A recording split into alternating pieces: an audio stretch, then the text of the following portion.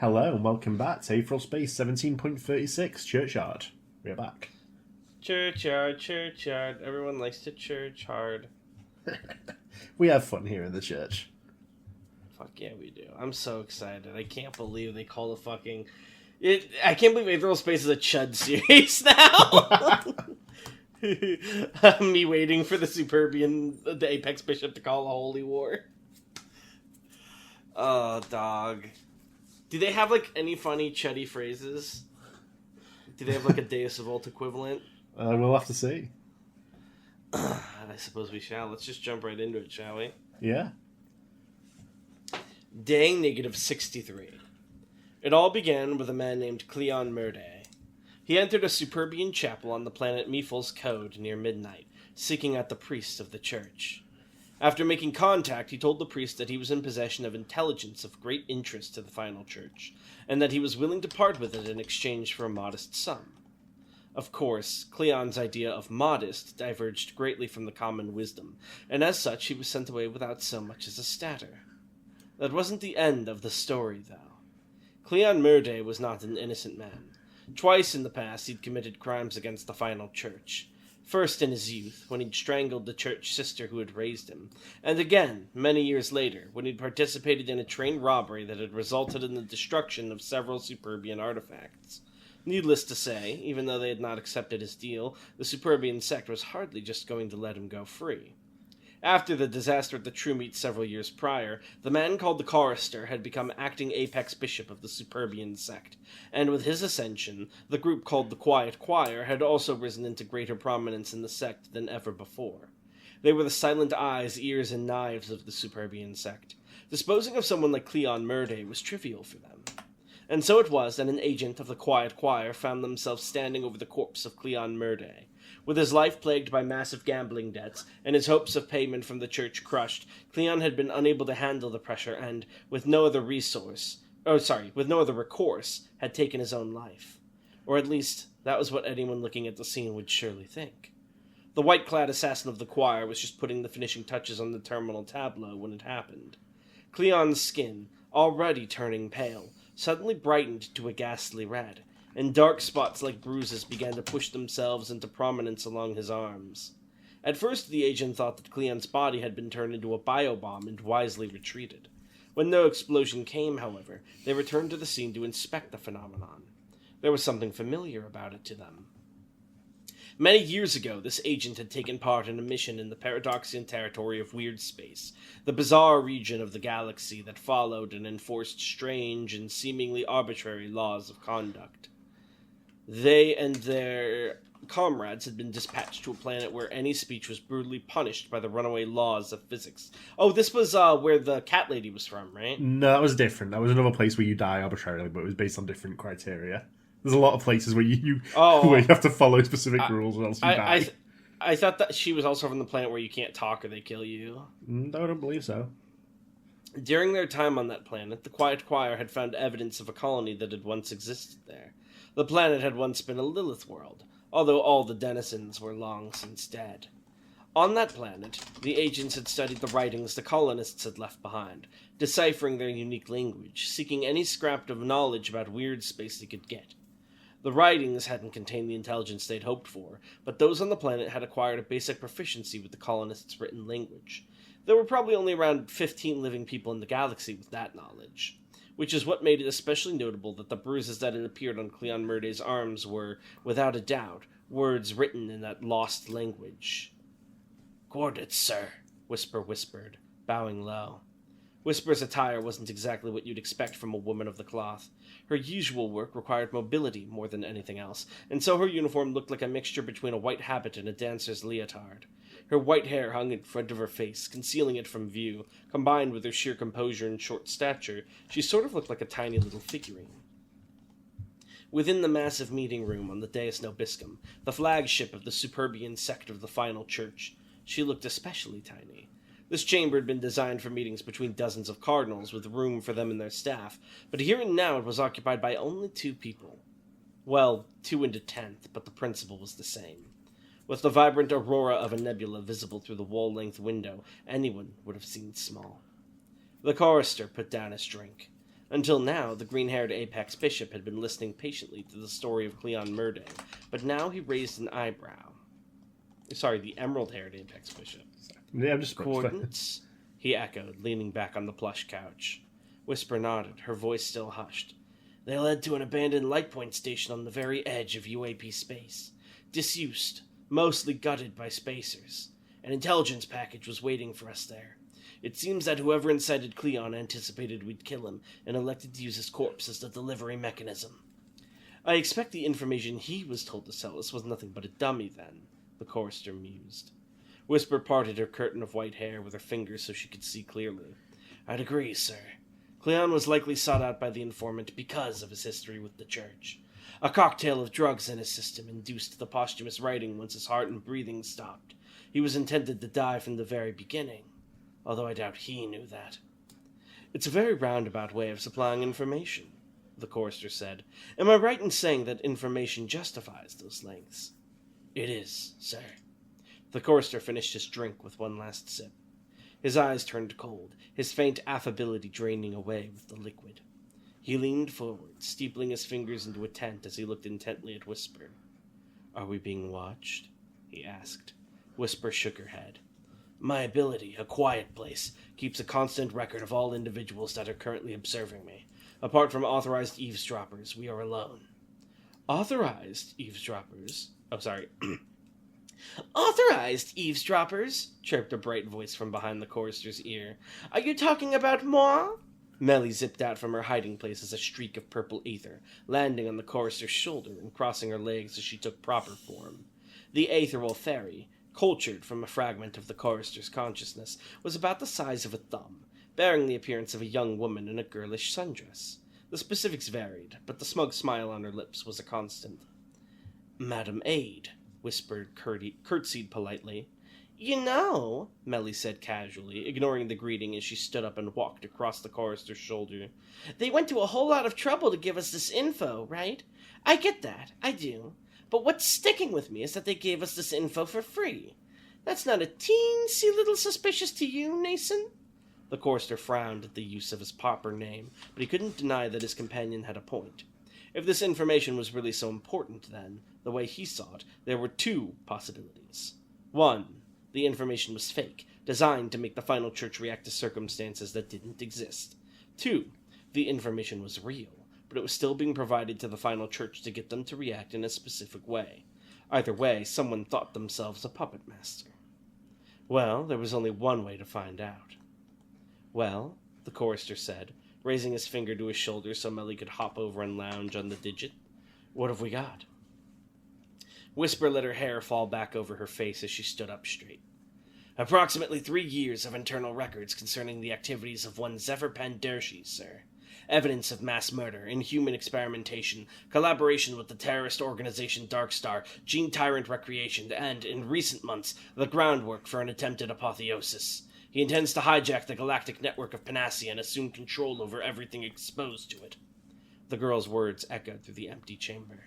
For a good long moment, the chorister could only stare at her, wondering if he had heard quite right. He had been expecting some political scandal, perhaps someone's attempt to sabotage a rival, not a word of an apocalypse on the horizon. Whisper? He asked gently. Yes, sir.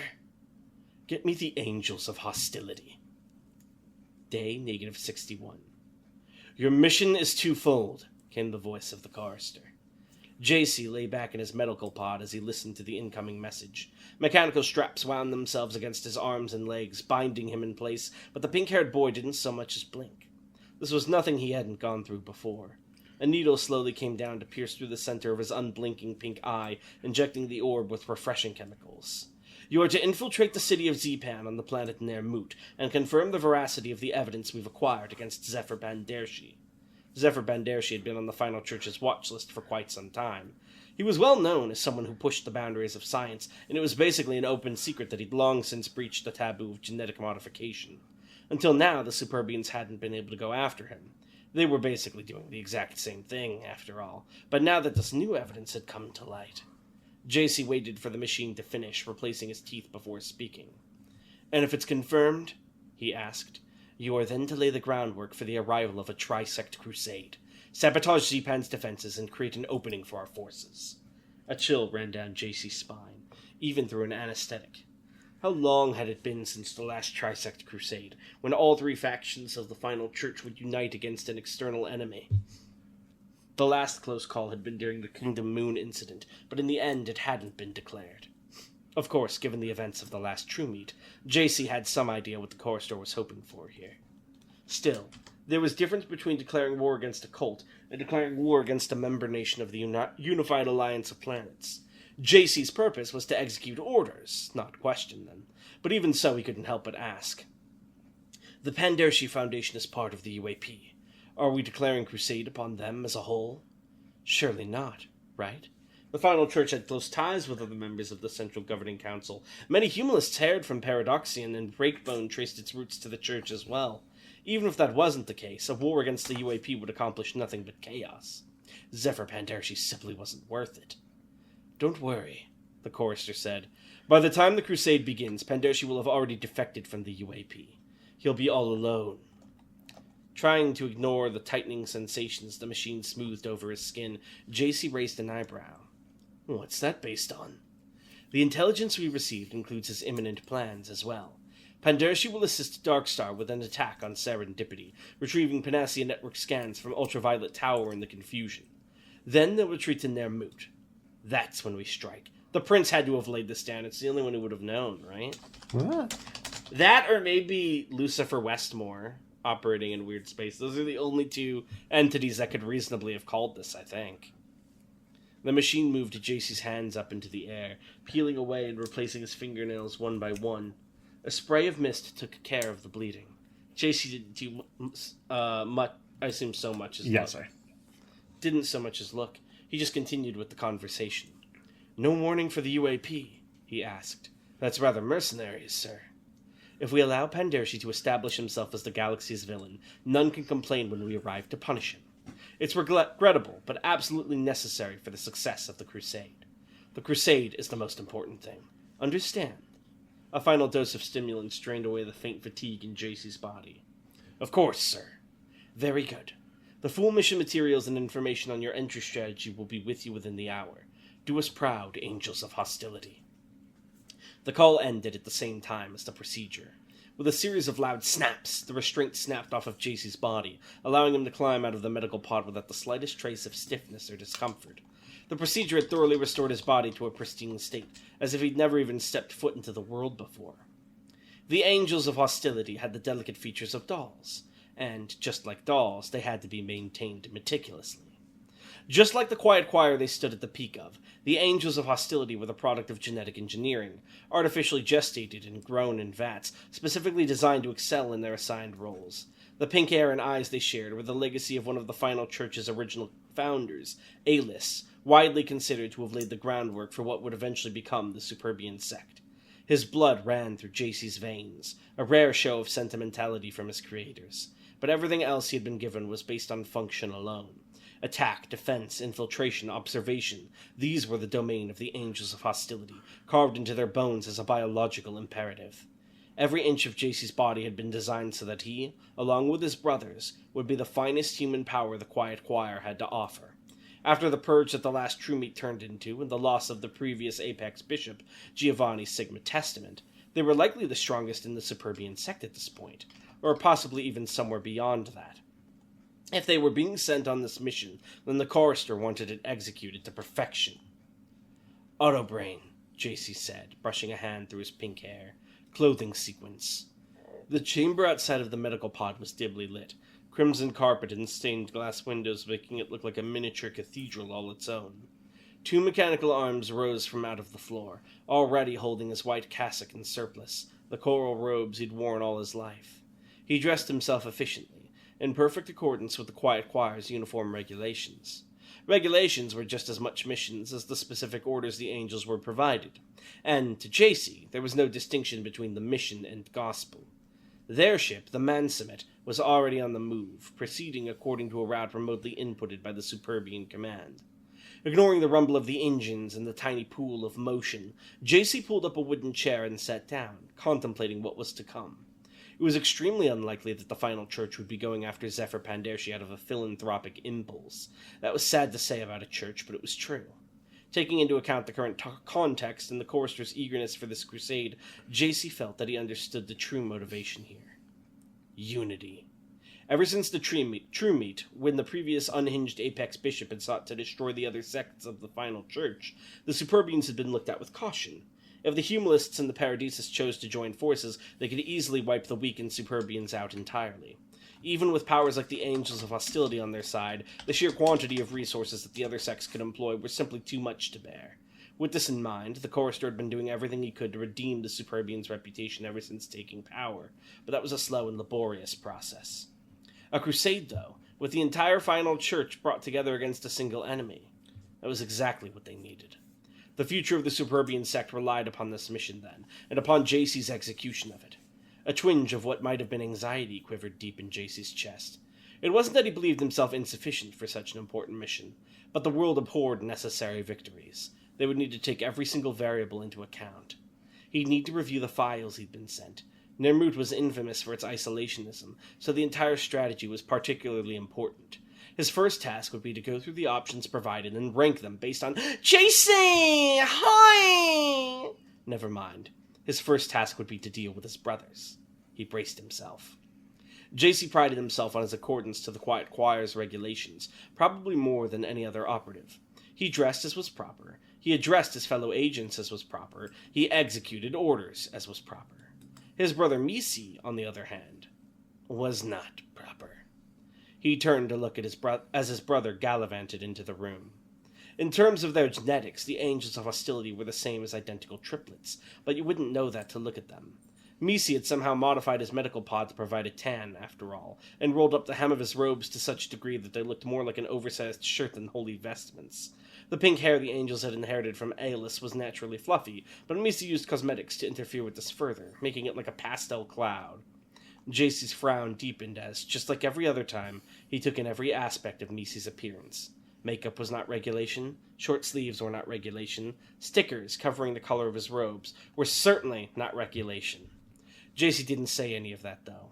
He'd learned a long time ago there was no point. Instead, what he said was, "Hello." "Oh, come here," Misi said, wrapping his older brother up in an unwelcome hug, his aether tick emitting strange sound effects after his words. "You're so cold, you know that? I got here like a whole day ago, and you haven't even come to see me? Sad face. Umbrella emoji." JC pried away Misi's considerable strength with some difficulty. "I've been busy," he replied tersely. "We've been given a mission. Have you been told?" "Oh my gosh, yes! Star emoji," Michi replied with a broad grin. "Why do you think I came here, silly? The Angels of Hostility are gonna bring down hell!" Skull and crossbones emoji. "We've gotta, make sure we're all on the same page, right?" JC frowned. "Same page?" Misi sighed dramatically. "You just don't get it, Jay. When it comes to a successful mission, it's like all for one and one for all, you know? We've got to all meet up and make sure we're all locked in, you know? That's the whole reason there's 3 of us." "That's not true." JC shook his head. "There are 3 of us, so we can each fulfill different roles.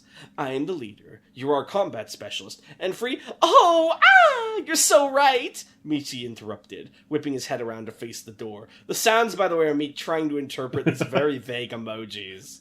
They're just like he talks in Steel Ball symbols. Run language. But at least Steel Ball Run, the emojis make sense. These are just random symbols. Free! Is it free? Free? It's Frey. "Frey! Quit napping and get your butt in here!" A mumbling voice drifted over from underneath the closed door. It was the same voice from the same vocal cords that JC and Misi shared, to be sure. Misi's sheer energy made him sound completely different, though the lack of energy from Frey did the exact same thing. "No," he groaned weakly. "Don't want to go on a mission. Way too tired." "Get in here, I'll come get you!" Michi pouted. "You don't want me to swing you around by the legs again, do you? Shishing!" With that threat, Frey reluctantly shuffled into the room. JC half suspected that Misi had handled their younger brother the spare fabric he'd cut from his own robes. Free's hem and sleeves dragged along the ground behind him as he walked, while his unkempt pink hair hung low over his eyes, leaving only his nose and perpetually wobbling mouth visible. His hands were covered by his sleeves, but he still rubbed at his eyes with them. Just like always, he seemed like he'd climbed out of bed exactly 1 minute ago. JC, he whined, don't want to do a mission. Let me just sleep. Frey was the youngest brother by around 15 minutes. They'd let them out of the vat sequentially, and he was always trying to use that for preferential treatment, despite the fact that it had never once worked. Today, though, he was in luck. It had more to do with his ability than his relative youth, but still. JC gave him a strange look. Have you not read the briefing, Frey? For this mission, you'll be doing nothing but sleeping. Sweet, right? Ah! Michi grinned. Frey peeked through his bangs, the gears slowly working in his mind, almost visible through his eyes. It seemed to take a great amount of effort for him to push the two concepts, mission and sleep, together inside his head. Finally, though, he slowly nodded.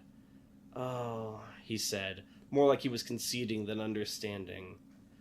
Okay. Day -42. The mission would begin proper once the Angels of Hostility were on the surface of Nermut, but even that basic level of infiltration would be no easy feat. Nermut was the personal neverland of Zephyr Pandershi, after all. He obsessively kept track of everything that went in and out of his little kingdom. While Pandershi's scientific innovations had allowed the desolate Nermut to become nearly self-sufficient, there were still resources that couldn't be produced there. For those things, Pandershi had a contract with Tempest Permanence, a massive shipping company that operated in UAP space. Once every couple of months, they would bring in a shipment to a secondary facility far from the city of Zepan. The workers weren't allowed to depart the ship, and a strict timetable kept the vessel on planet for less than 2 hours before it received a refuel and was sent on its way. That would be the way in. With the right amount of money in the right pocket, any honest man could become a liar. A certain container was added to Tempest Permanence's next shipment, unusually shaped to be sure, but holding the greatest gift the Quiet Choir could offer. By the time the vessel set off from Garondu, any tongues that could wag about it had long since been weighed down with gold. For days of travel, the Angels of Hostility remained silent and still in their container, even as Nermut grew closer and closer. They understood that their arrival there was far from the end of their hard work. The hard work of infiltration hadn't even begun yet. With how zealously Nermut checked the incoming shipments, there was no way that the Angels would be able to keep hiding among the cargo once the vessel landed. They'd be discovered before the inspection even properly began, captured or killed, but more importantly, their mission would be a failure. No path to victory existed after the vessel had landed. Therefore, they had decided that they'd be departing the vessel before it landed. It was for that reason that the container they were hiding inside was shaped like a massive hunk of rock. Meteor showers were not an uncommon thing on Nermut, and by cross-referencing the atmospheric records included in the whistleblower's intelligence package, the Quiet Choir had been able to determine when the next one would be. It coincided near perfectly with the arrival of the next cargo shipment, and with some skillful micro-delays, that near vanished entirely. When the vessel entered the Nermut system, they launched the container like a missile, the speed and trajectory calculated such that it would join with the other meteors as they swung towards the planet's surface. Nermut's atmospheric scanners were precise enough that they would have easily detected a holographic disguise or an incongruous material, so the Angel's entry capsule had an outer shell of legitimate stone. It was no different from any of the other rocks that streaked down from Nermut's sky, save for the disposable transport module buried deep inside it. Once the capsule made landfall, the artificial parts, already blown apart from the explosion inside, would rapidly melt and erode, erasing any evidence that it ever even existed within minutes. That was of no concern to the Angels of Hostility either, of course. Just like with the supply ship, they intended to abandon this vessel before it even struck the ground. To the untrained eye, JC would have appeared alone inside the meteor pod as it rumbled down through Nermut's atmosphere. Misi and Frey were evacuated within a neighboring imaginary space, the work of a morbid aether armament they had brought along for this mission. As the seconds to impact ticked down, JC remained still in the pitch darkness, his legs crossed, his eyes closed. The only sign of life, signs of life, were the slightest movements of his lips as he offered a prayer up to Y. Victory to the resplendent, glory to the resplendent, joy to the resplendent. O Y, we beg of you, make us the resplendent ones today. As the time until his death reached the 30-second mark, JC opened his eyes. It was time. It was time to break free from this heavy stone. It was time to see Nermut with his own 2 eyes. Friday the 13th, Pink aether crackled, and JC began to change. Friday the 13th was an ability that had been intended for him long before he was born. It took advantage of numerous inactive gene markers in JC's DNA, the hypothetical leftovers from non-existent current ancestors, activating and amplifying them until they achieved a full metamorphosis. Many different combinations were possible, but for today, just a standard would be sufficient. JC grew until his body was nearly 3 times its earlier size, and a coat of coarse black fur spread out like moss to cover his form entirely. Even his face disappeared from view, encased by a pale mask of what looked like bone, peppered with tiny holes. There were a series of sickening cracks as his skeletal structure gruesomely shifted too, settling after a few seconds in a configuration like a mix between a gorilla and a wolf. The landing pod was still high up in the sky, but that didn't matter. Even without Aether, this body was like a tank, and with Aether, no height would present an issue. With but a flex of his muscles, JC shattered the meteor around him, and the beast he'd become plummeted from the sky, indistinguishable from the fragments of rock all around. Deep in the wilderness of Nermut, JC descended from the heavens like lightning. The plume of smoke his impact created was concealed by the raging meteor shower all around, but one thing was undeniable. With the arrival of the angels, the first domino of Zepan's end had fallen. So he's like stuck like this forever? No, he activates it.